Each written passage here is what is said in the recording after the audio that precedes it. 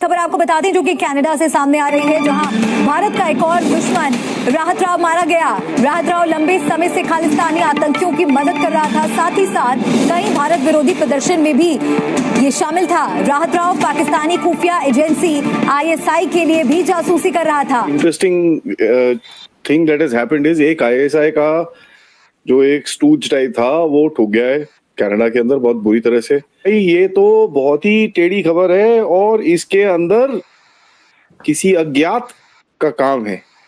इस असैसिनेशन के पीछे इंडियन खुफिया एजेंसी रॉ भी इन्वॉल्व है। रॉ के एजेंट थे जिन्होंने ये सारी प्लानिंग की। पाकिस्तान में भी इस खबर के ऊपर बात की गई। खालिस्तानी तहरीक के अहम मरकज नजर आ रहे हैं, वहां से सख्त एहतजाज हो रहा है और खुद भारत भी कह रहा है कि वहां पर ऐसे लोग बैठे हैं।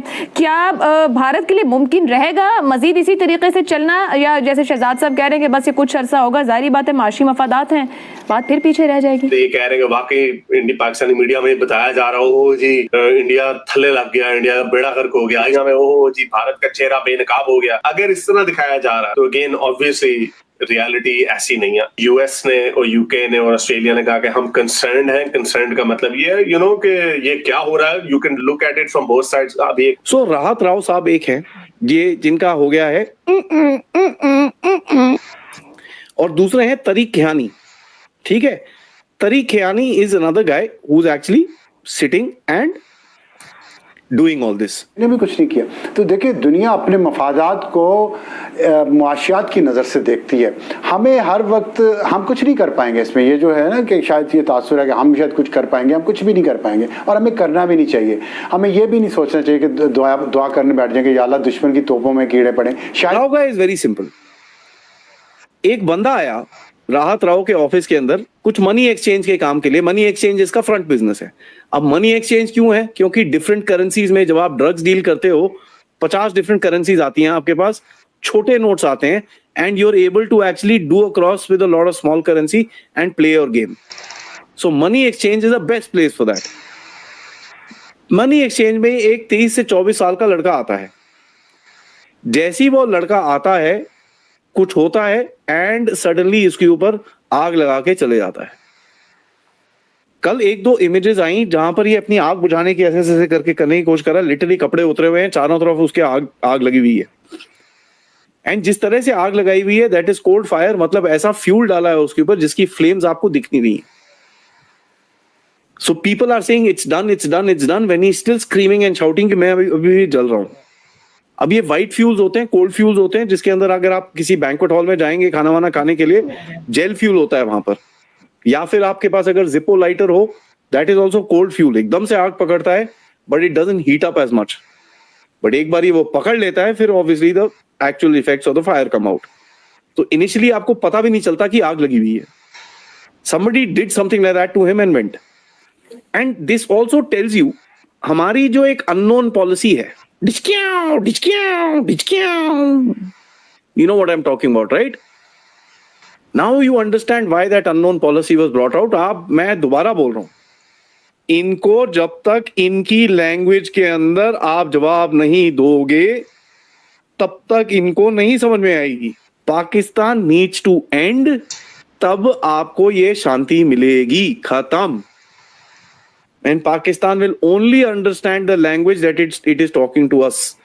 जहां हमारे सोल्जर्स मरते हैं पाकिस्तान के सोल्जर्स भी मरने चाहिए। खत्म कहानी। मुझे नहीं फर्क पड़ता उसके बाद आप बॉर्डर में मारो, चाहे उसका जूता खराब हो, जूते से फिसल के। By the way that is what happened. यहां तक मैं आपको बता दूं, जब ये लाहौर में था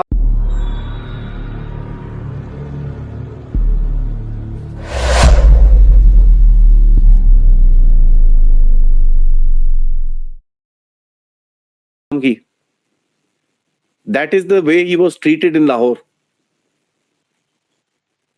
ठीक है जी। Pakistanis want the Kashmir and Khalistan game to go together. तो देखिए दुनिया अपने मफादात को मुआशियात की नज़र से देखती है। हमें हर वक्त हम कुछ नहीं कर पाएंगे इसमें, ये जो है ना कि शायद ये तासुर है कि हम शायद कुछ कर पाएंगे, हम कुछ भी नहीं कर पाएंगे और हमें करना भी नहीं चाहिए। हमें ये भी नहीं सोचना चाहिए कि दुआ करने बैठ जाएंगे या अल्लाह दुश्मन की तोपों में कीड़े पड़े। शायद ये दुआ हमें सिर्फ करनी चाहिए और ये कर भी सकते हैं, इसके अलावा हम कुछ नहीं कर सकते। और इसकी बुनियादी वजह यह है कि हम अपने दुश्मन खुद हैं, वरना आज ये मौका बुरा नहीं था जो आज इस वक्त इंडिया के ऊपर आया, लेकिन दुनिया इंडिया को एक बहुत बड़ी मार्केट के तौर पे देखती है। इंडिया से इंपोर्ट एक्सपोर्ट पूरी दुनिया को हो रही हैं और दुनिया की सबसे ज़्यादा आबादी इस वक्त इंडिया की है, तो उसको कौन खोना चाहेगा। यहाँ पे एक स्टेबल गवर्नमेंट है, जहाँ पे स्टेबल डेमोक्रेसी है, जहाँ पे इस तरह मिलिट्री कूज नहीं होते, जहाँ पे जुडिशियल कूज नहीं होते और वहाँ एक सिस्टम चलता है। 10 साल मोदी रहा है ना, तो इससे स्टेबिलिटी आती है, दुनिया को मैसेज मिलता है कि भी एक लीडर है उनका। बिल्कुल ठीक कहा गया। तमाम मुल्क अपने मफादात देखते हैं, भारत के साथ मगरिब के माशी मफादात भी जुड़े हुए हैं और स्ट्रेटेजिक मफादात भी जुड़े हुए हैं। ये बात अक्सर मुल्क फरामोश कर देंगे। कनाडा की हद तक अगले कुछ साल तक कशीदगी चलेगी, लेकिन बाकी जो मगरबी मुल्क हैं वो इसको बहुत ज़्यादा अहमियत नहीं देंगे। ठीक हो गया। अब चक्कर क्या है boss, remember this one thing, अगर इन लोगों को ये राहत वाहत ISI वाले जो बंदे हैं, the way they have infiltrated Pakistan, इनको अपने बंदे चाहिए वहां पर। ये वही है the Khalistani ideology and the Islamic ideology, जो इस्लामिस्ट रेडिकल इस्लामिस्ट आइडियोलॉजी है, they are meeting together in Canada. The control is being done through drugs, through gangs, and इसका जो फाइनल रूट है आपको आज यूके की स्ट्रीट्स में दिख रहा है। You are able to actually see it, क्या होने वाला है इन लोगों के साथ। So I say damn good, and we will as we go forward I would tell you more. So they need more man power. And मैं क्यों बोलता हूं कि साहब ये सब मिले हुए हैं, मैं आपको बहुत टाइम से बोल रहा हूं दैट द कैनेडियन अथॉरिटीज, ये कैनेडियन पूरा देश ही बिक गया है। RCMP ने इसके फोन में से डिजिटल डेटा डिलीट कराया है। Digital data was deleted. Y?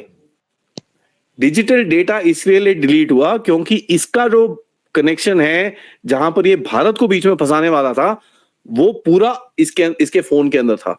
They made him remove everything. ठीक है, the problem was this guy was becoming, Nijjar was becoming too big. Gurpatwant Singh Pannu का कनाडा के अंदर होल्ड कम हो रहा था, तो इसको साइड कर दिया गया। इमिग्रेशन का गेम मैंने आपको बताया, एंड ड्रग्स का गेम हमको पता ही है किस तरह के ड्रग्स, एक Khalistani gangs in Canada, what kind of drugs they are running. ये जो डोनेशन करते हैं पॉलिटिकल पार्टीज के लिए, this is basically to get their control. And यहां पर देखिए, समीर कौशल साहब ने एक और चीज बताई है कि if Indian media is to be believed, Surrey is becoming a battle ground for foreign intelligence agencies. हमारा ठीक, चलो मान लिया, ठीक है। एडिशनली कहते हैं, इनके सोर्स कहते हैं कि राहत राव के साथ एक लोकल प्रोविंशियल पॉलिटिशियन भी थे। लोकल प्रोविंशियल पॉलिटिशियन कौन है? सुखी धालीवाल।